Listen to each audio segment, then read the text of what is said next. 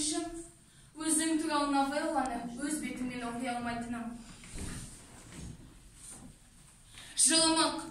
Менің айтып отырғаным Васильевтің жылымық атты суреті. Есіңде ме? Біз дәл осы мезгілде танысып едік қой. Оның кереметтігі бізді таныстырған дәнекерлік қуатында шығар. Келе жатқан санаторийді Қаспурет деп атайды. Автобуста маған орын тиген жоқ. Түрегеп тұрдым да, терезенің оң жақ тұсында отырған жас қызға суретімді ұстатып қойдым. Шынында да сен әдемі едің.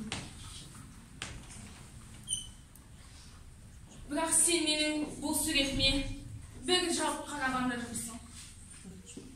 Автобустан жаппай дүрліге түсіп жатқанымызда рахмет айтып, суретті өзіме алдым.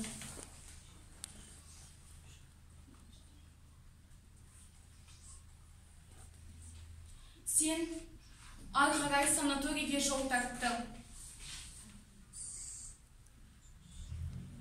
Мен сенің артыңнан баяу қозғалып келемін.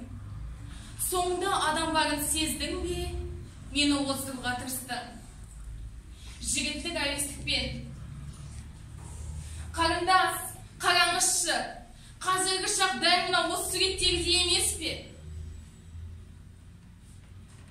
Менің көріп тұрғаным жоқ. Қалайша, өтірік айтасыз ғой. Сөйлескіңіз келмейді ғой. Мен көрмеймін. Мен соқырмын, ағай. Жүрегіме бір сұғып алғандай болды. Дәл сол сәтте мен өзімді соқырдай сезіндім.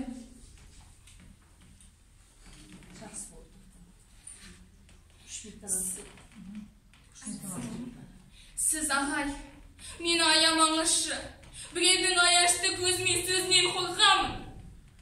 Қанша мысал келгенмен, менің жанарымды жазып беретін бұл жаһанда адам жоқ. Мен мүсәпірде, жарым жанда емеспін. Мен адаммын. Көз барлардың менмендігі, менсінбей қарайтындығы, бас салғысы келіп тұратындығы. Олар бізді